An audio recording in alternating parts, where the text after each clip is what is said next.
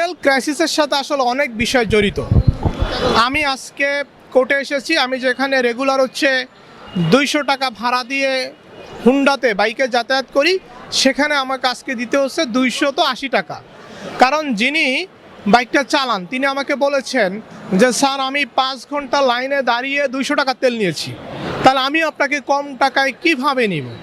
ঠিক একইভাবে যখন এই যে রোডে গাড়ির পরিমাণটা কমে গেল, অর্থাৎ যেই গাড়িগুলো তেলে চলে সেই গাড়িগুলো কমে গেল, এই কমে যাওয়ার সাথে সাথে কিন্তু রিক্সা ভাড়া বেড়ে গেছে, কমে যাওয়ার সাথে সাথে কিন্তু প্রাইভেট যে যানবাহন আছে সেগুলোর ভাড়া বেড়ে গেছে। তার মানে ভাড়া বৃদ্ধি এটা তো চরম লেভেলে চলে যাচ্ছে যারা রাস্তায় চলাচল করেন তারা। এবং একই সাথে দেখেন আমাদের কিন্তু ভোগ্যপণ্যের দামও কিন্তু দ্রুত বেড়ে যেতে পারে।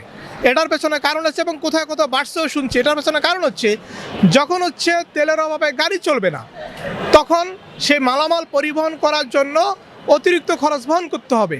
আর সেই অতিরিক্ত খরচটা সমন্বয় করবে কিসের সাথে? পণ্যের সাথে। তখন এই ভোক্তা, আমরা যারা সাধারণ মানুষ আছি, তাদেরকে কিন্তু অনেক বেশি টাকায় আপনার পণ্যটা কিনতে হবে। সব মিলিয়ে এই তেল ক্রাইসিস বিশাল একটা মারাত্মক ভয়াবহ অবস্থা ধারণের দিকে যাচ্ছে। আমি বলবো যে এখানে যারাই আছেন, আমরা এটাও দেখেছি তেল ক্রাইসিসও একটা জিনিস আমার কাছে মনে হয় ভালো হয়েছে যে যত্রতত্র যখন তখন গাড়ি, দেখা গেল যে একজনের ঘরে সন্তান আছে 5 জন, গাড়ি আছে 6টা, এখন কিন্তু তারা এটা চালাতে পারতেছে না। এটার ফলে যেটা হচ্ছে আমরা একটা জায়গাতে অভ্যস্ত হয়ে যাচ্ছি যে সীমিত ব্যবহার করতে হবে। আসলে যদি একটা কাঠামোর মধ্যে আনা যায় যে আমি একটা নির্দিষ্ট পরিসীমার মধ্যে বা নির্দিষ্ট পরিধির মধ্যে পরিমাণ তেল আমি ইউজ করব, তাহলে মনে হয় আমার কাছে অনেক বেশি ভালো হয়। এবং একই সাথে আমি বলবো আমরা রাষ্ট্রের নাগরিক, এই রাষ্ট্রকে দেখভাল করার দায়িত্ব আমাদের সকলের। আমরা যদি মিতব্যয়ী না হই, দেখা গেল যে তেল যেখানে প্রয়োজন হয় সেখানে শুধু কোনো একটা যানবাহন চালিয়ে রেখেছে, কারণ তেলের কোনো অভাব নাই।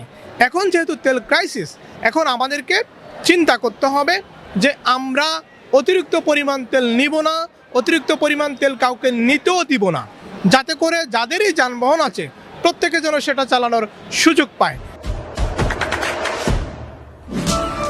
দেশে দেশে সবার সাথে দ্য নিউজ।